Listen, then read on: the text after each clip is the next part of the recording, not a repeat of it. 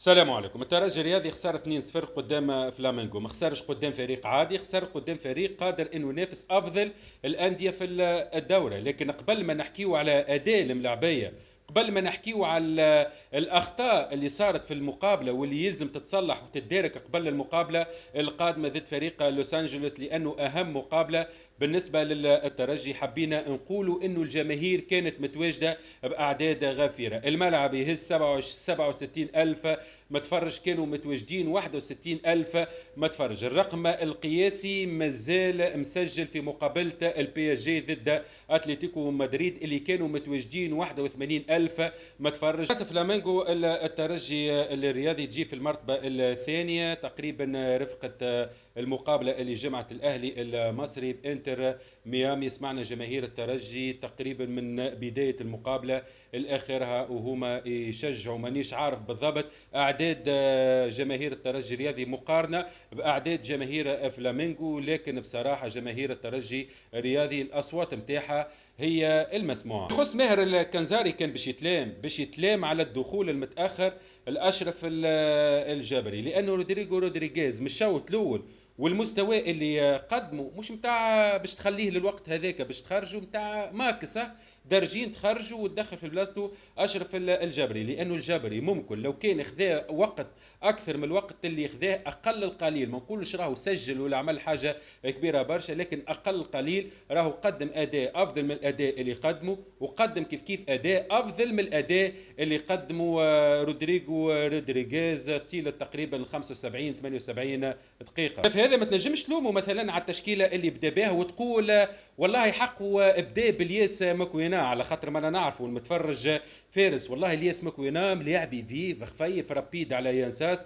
كيف عبد الرحمن كوناتي، لانه ينجم يبدا لك بعبد الرحمن كوناتي والياس مكوينا ويقدموا اداء دون المتوسط، ويهبط ينساس ويهبط لك شهاب الجبالي ويقدموا الاضافه. شفنا في اكثر من مقابله شهاب الجبالي يهبط في الشوط الثاني ويقدم الاضافه، شفنا كيف في اكثر من مناسبه ينساس يهبط في الشوط الثاني ويقدم اضافه، وشفنا كيف الياس مكونا وعبد الرحمن كوناتي بداوا في التشكيله الاساسيه والمستوى نتاعهم كان تعيين. فيما يخص اداء الملاعبيه اليوم، اهم سلاح ما استعملوهش قدام ملاعبيه فلامينغو، راك تلعب ضد فريق افضل منك من جميع ما. منين تتصور انت افضل منك بدنيا فنيا؟ افضل ملاعبي من ملاعبيه الترجي الرياضي ما عندوش بلايصه في القائمه الواسعه تاع فريق فلامينغو. زيد على هذا يلعبوا الجوله 13 من البطوله، يعني حاضرين، بينما ملاعبيه الترجي مكملين الموسم تاعبين مهلهلين نورمالمون يرتاحوا، يلقاو رواحهم يلعبوا في المستوى العالي، يلقاو رواحهم يلعبوا في المونديال. كيفاش باش تلقاها اليوم مع فلامينغو؟ مثلا باش تلعب له الدفاع المطلق، باش يلعب لك على جناب يدز ريالا تيرو، باش تحاول تدز محمد امين بن حميده ومحمد بن علي، باش تدزهم غادي توش باش يلعبوا لك فلاكس. كيفاش باش تلعب؟ باش تلعب الضغط العالي دقيقه من زمان، ضغط عالي قدام لعبيه فلامينغو باش يتيح لك السفل وباش ترجعوا يلزمك درج كامل. باس واحده من ملاعبيه فلامينغو قادر باش يفسخ لك ليني كامل. لذا الحل الوحيد واللي اليوم ملاعبيه الترجي مش مستغلوش، نحكي على السلاح، انك تكسر له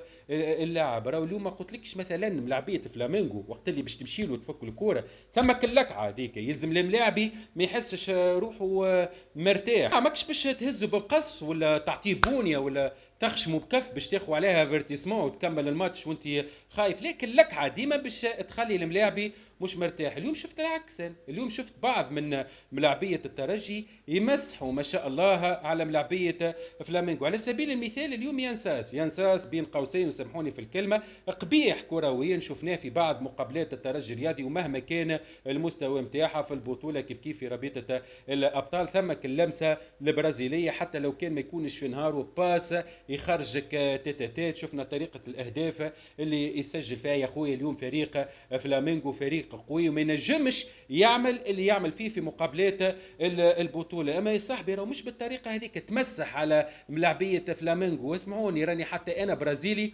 ونتكلم كيفكم. اليوم نشوف في ينساس والله العظيم عباره لابس قميص السيد، عباره السنه ناقص كان باش يقول لهم جزاك الله خيرا. وحدث ولا حرج على رودريغيز هذاك اصلا اليوم لابس جبه ما ينجمش يتحرك. ونعاود نقولها مره اخرى، كان على ماهر الكنزاري انه 15 دقائق في الشوط الثاني يعوضوا باشرف الجبري. الاخر قدروا ياسر ملاعبيه فلامينغو، صحيح هما افضل منهم لكن مش لدرجه انه حتى كنترول ما عادش تنجم تعمله. هنا شفنا على سبيل المثال الشوط الثاني يوسف البليلي كيف فاق وكيف تحرك ولا يفسخ ولا يعدي الاول ويعدي الثاني، وكان قادر انه يسجل الهدف الاول ويسجل الهدف الثاني. لذا لو كان يانساس ما قدرش ملاعبيته كيف رودريغيز ما قدروش ملاعبيه فلامينغو بالطريقه هذيك، اقل قليل راهم قدموا مقابله محترمه. اقل قليل راهو اللي عملوا يوسف البليلي في الشوط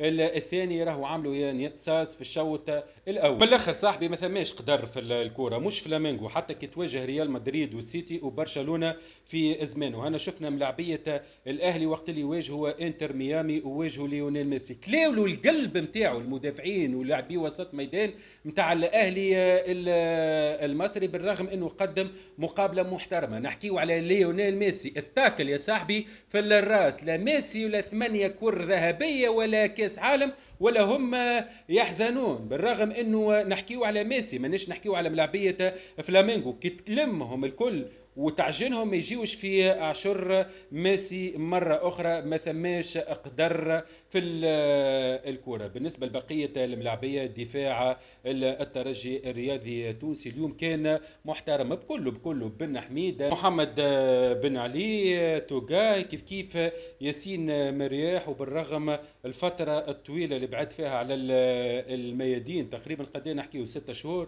شهور لعب فيها يمكن مقابلة ولا اثنين ودية، مستوى ضعيف برشا ولعب تقريبا 10 دقائق ولا حتى اقل في النهائي ضد الملعب التونسي. اليوم يقدم لك مقابله كبيره بصراحه ضد مهبله، ضد عذرته نتاع كوره. يعني نجموا نقولوا الاشكال اللي صاير في دفاع الترجي الرياضي يتصلح نوعا ما بعوده ياسين مرياح كيف بشير بن سعيد متحملش المسؤوليه في الاهداف اللي تسجلهم. وبالطبيعه من غير ما ننساو افضل لاعب في الترجي الرياضي نحكيو على اوغبيلو 20 سنه. هذه النوعيه نتاع الملاعبيه اللي يقدر الترجي الرياضي يقارع بها الانديه الكبيره. شفنا مستوى قريب نوعا ما المستوى ملاعبيه فلامينغو. كيف ما قلنا الترجي الرياضي يلزم تكون عنده عين في الانتدابات كما الانتداب اللي قاموا به بأوكبيلو، يعني استثمار كبير في اللاعب. يلزم يعرفوا كيفاش يتعاملوا معاه من اجل مصلحه الافريقي سامحوني من اجل مصلحه الترجي الرياضي فنيا ولا كيف من اجل خزينه النادي، لانه بعد المستوى الكبيره اللي قدمها اليوم ولو كان يقدم كيف مستوى محترم في الزوز مقابلات القادمه اكيد عينين الانديه الكبيره في اوروبا باش تكون على اللاعب. حلقتنا اليوم وفات في ختام الحلقه البياري متبقى كبش يقول لكم حظ موفق للترجي الرياضي في المقابله القادمه ضد لوس انجلوس، حظ موفق للمنتخب. تحيا تونس، عيش تونس، كنا تونس، وسلام.